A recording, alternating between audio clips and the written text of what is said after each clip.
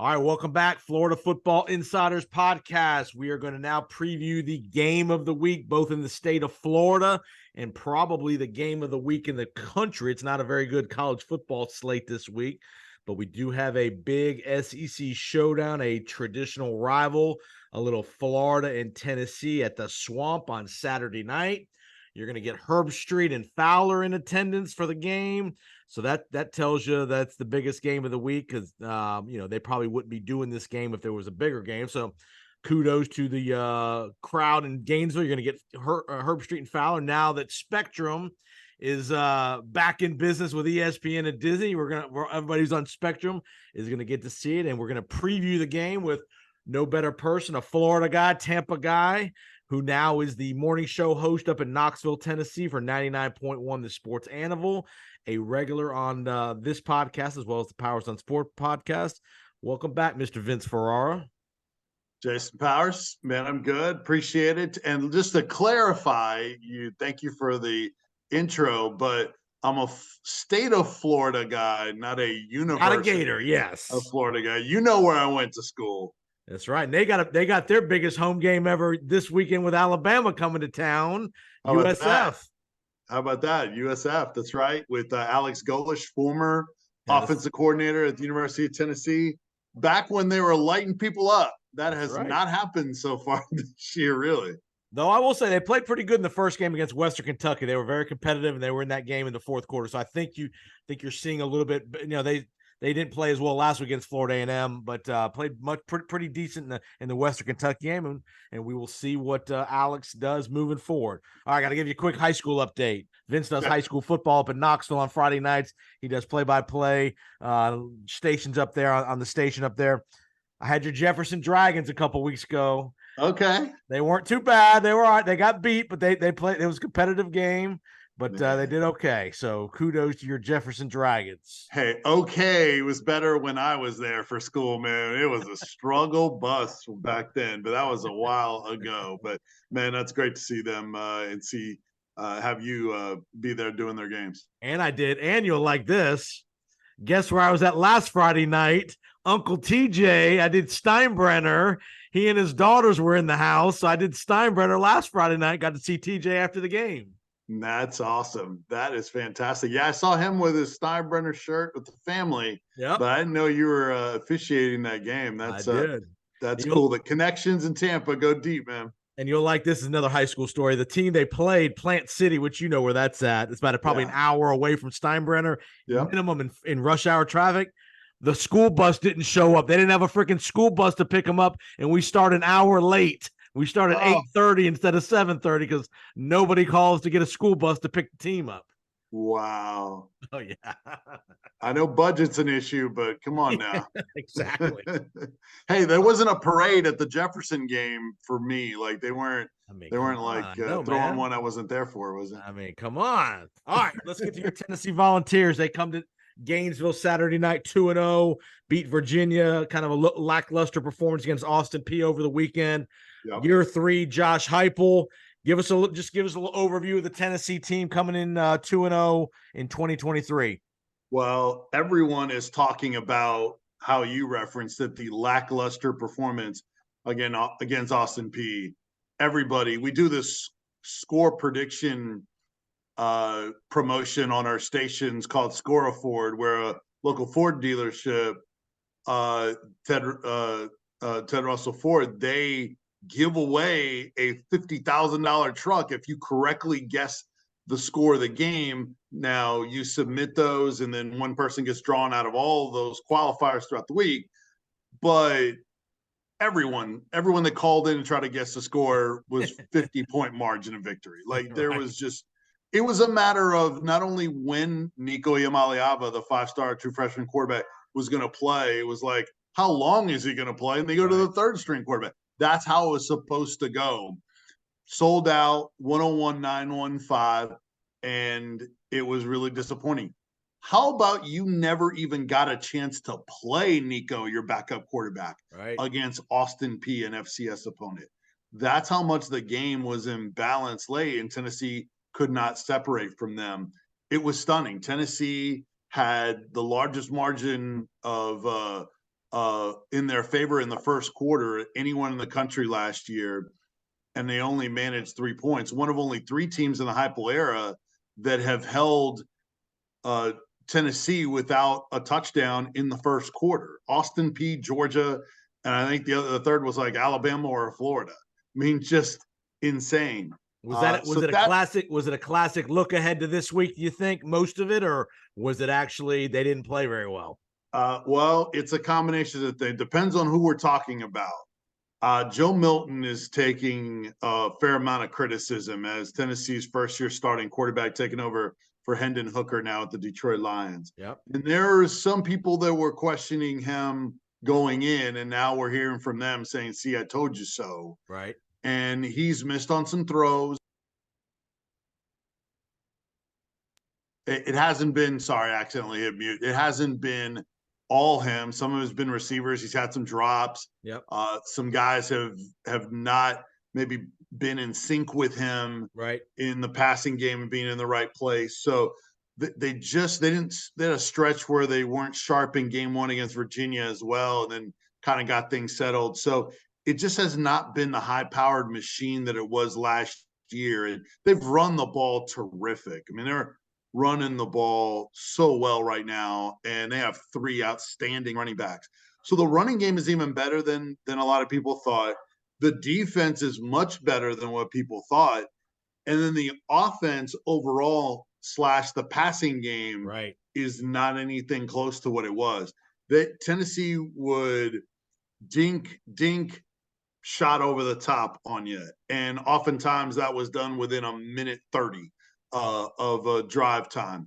And they're just not getting those deep shots. Here's some numbers for you, Jason. All right. This is Tennessee, their passing game numbers compared to last year.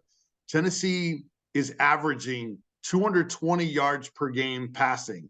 Last year, as the number 1 offense in the country, 326 yards per game. So it's 106 passing less per game. And this is light competition as well. This isn't Georgia and LSU or right anybody else. This is light non-conference competition.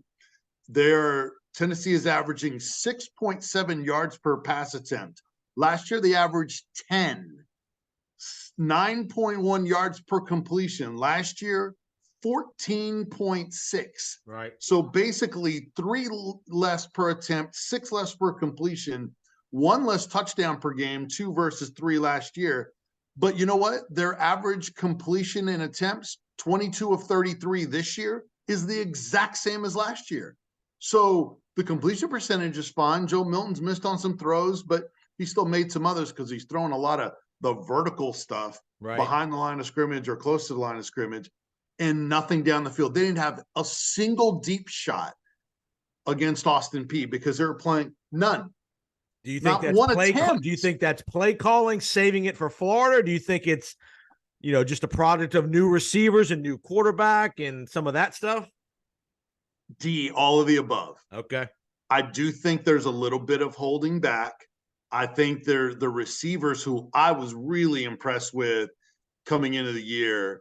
I think they have been a little bit nervous, and I think there hasn't been the in-game chemistry with Joe Milton at quarterback when we thought there would be, because some of those guys had worked together second team. Here's another factor that it seems like it would be strange and wouldn't have an impact, but I think it has.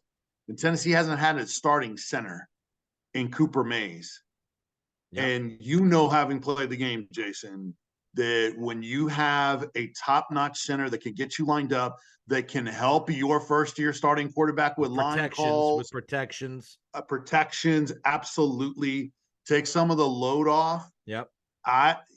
They haven't had him. They may have him for the Florida game, but they have not. So I think that is another thing that's kind of holding them back and giving Milton some hesitation. Milton is taking care of the football, Jason. So he is not taking unnecessary chances. He's checking down. He's going through his progressions, but he may be going through his progressions too fast, trying to be cautious and just throwing it vertically or checking it down, things like that. So it's not what they can be. I think they will be fine, but it'll be interesting. There's a lot of strategy to it in what Florida will do versus what Tennessee can do and what's worked against Tennessee the first couple of weeks. Let's go to defense. Obviously, you sounds like you said you're encouraged by the improvements on the defensive side compared to last year. Obviously, if you're a fan of the sport, you remember what happened to them at South Carolina. They got torched last year at the end of the year, kind of blew their playoff hopes. What improvements have you seen on defense? Is it schematic? Is it just better personnel? What do you see on defense? It's player development. I think some of it is personnel also, right? Because they added in the transfer portal. Omar Norman Lott, who is in the middle of the defensive line next to Omari Thomas, who's, a first, second, or third team caliber defensive tackle.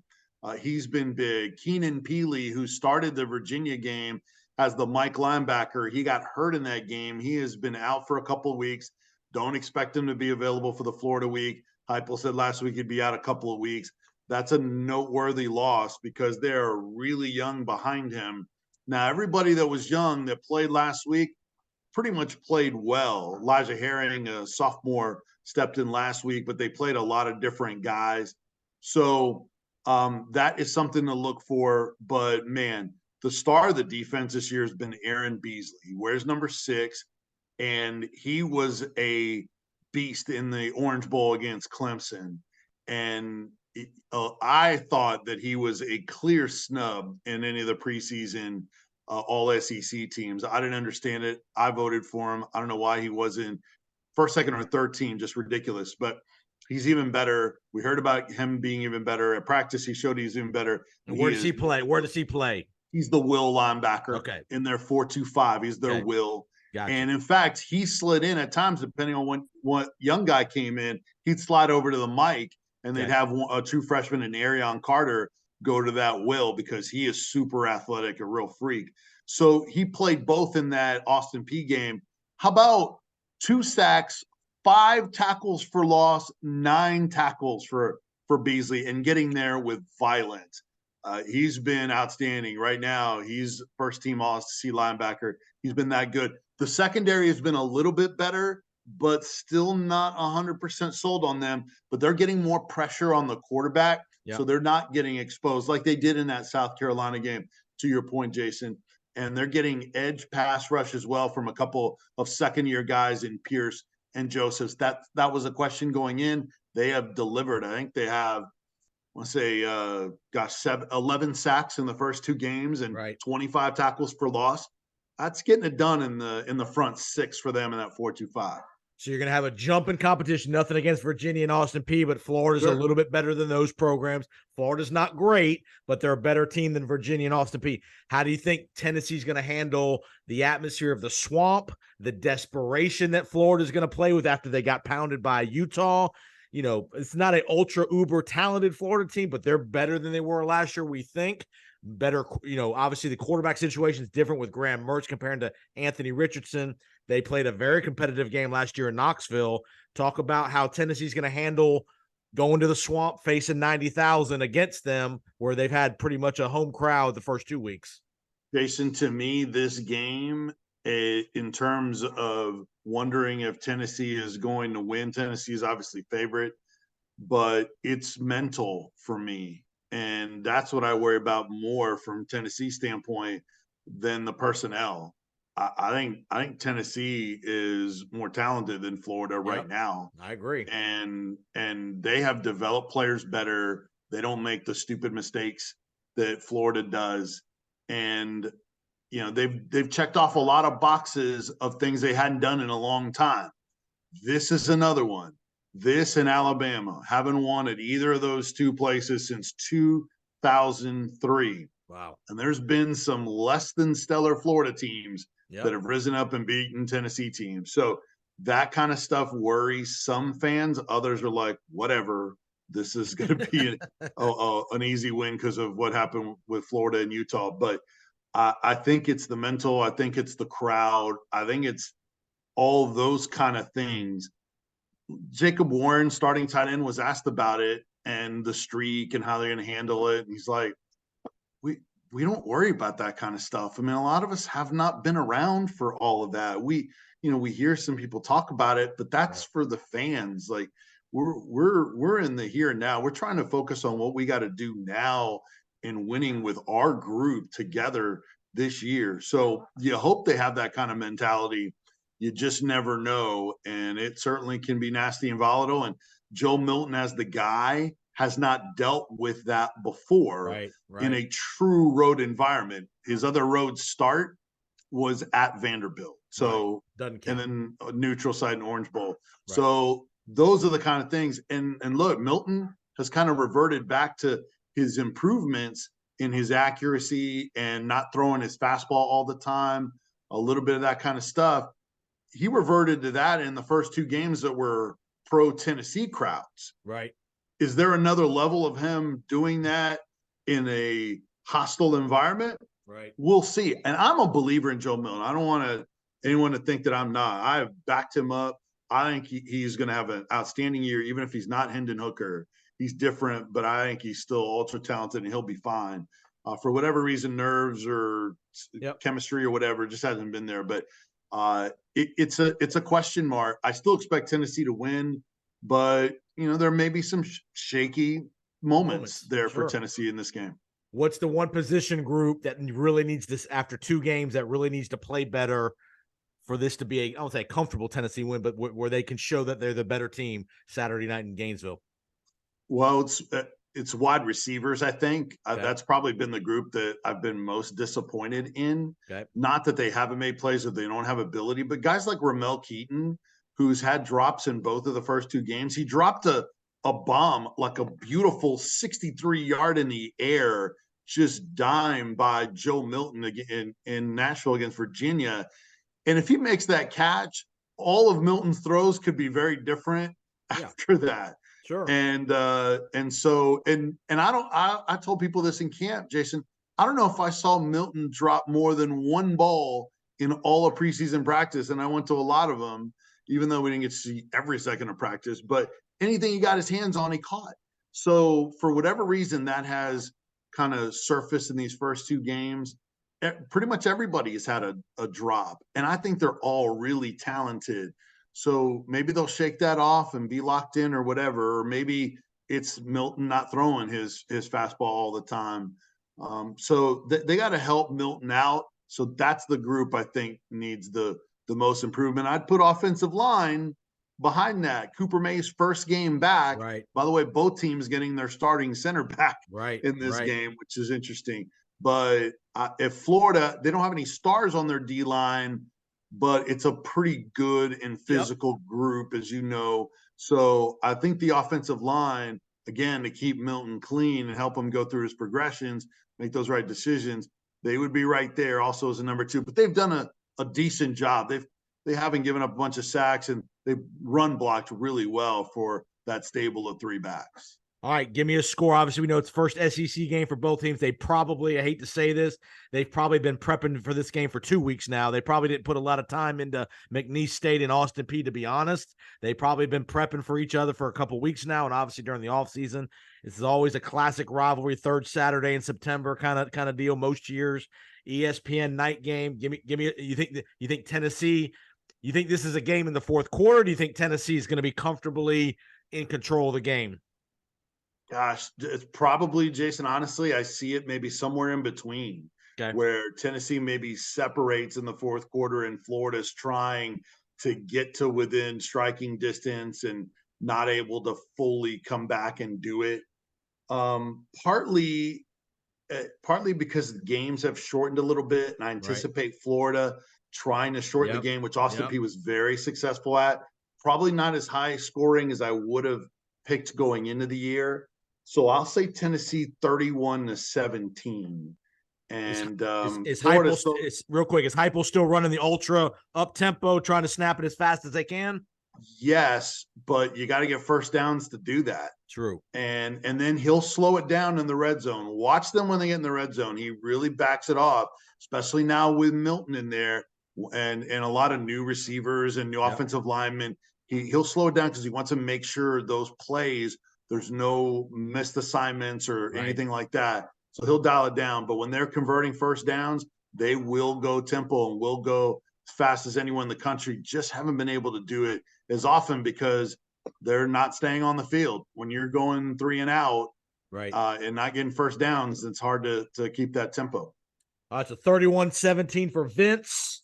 I'm with you. I think Tennessee wins the game. Tell everybody they can find out. I know you're doing high school football on Friday nights in the Knoxville area. Tell all the fans where they can find all your great work, whether it's radio, whether it's the morning show, Friday night football, all the great stuff you do. Man, I appreciate it, Jason. Yeah, Friday night football is high school football, and with three different former Tennessee football players as my rotating analyst. Jay Graham, who will be with me this Friday night, played in the NFL, Tennessee great. Todd Kelly Jr., who played in the mid 2000s as well, mid to late 2000s when Butch Jones was here. Done a terrific job. He's been an analyst. And Kevin Simon played for the Dallas Cowboys and a terrific linebacker at Tennessee. So those three kind of rotating as my analyst. And all those games are on our app now. There's a live stream too. So you can always pick those games and listen from wherever you're at. So check those out when you get a chance on Friday nights. And then our morning show, 6 to 9 a.m. Eastern time. That's also available on the app, just 99.1 The Sports Animal. And then you can always listen to those podcasts on our website, 991thesportsanimal.com. And then do a TV show on Sunday mornings, sometimes on the local ABC station, rotating in there. And then probably a bunch of other stuff that I'm forgetting. Oh, Vol Network pregame player interviews. Do those. There's a lot of stuff. So at Vince Sports on Twitter to give me a follow, and I appreciate that. Yeah, man, he does a great job. Again, you're looking for great video content, audio stuff. He does an awesome job with the website as well, putting clips up for all the Tennessee fans all around the country to check it out. And obviously, if you're in the Knoxville area, definitely listen to Vince on the morning show, early riser these days, back up early. So I'm going to let him go. We're recording this Monday night, and I'm going to let him get some sleep tonight. Last question before we get out of here. Did you have you watched Monday Night Football tonight? Aaron Rodgers play 3, done. Yeah. How about that? Just Jets fans, man. I work with one of our hosts, Tyler Robbins. I mean, they feel snake bitten, and here it is again. They finally get a competent quarterback, and he goes down after three plays. It's just brutal. Oh, man. Well, Vince, keep up the great work, man. We will be in touch soon, and we will be in person soon, I am sure. Have a great, good coverage here, Florida, Tennessee, and a great rest of the SEC season. We'll definitely be back in touch as we move through the SEC year. All right, JP, love you. You're the man. Appreciate you. You got it.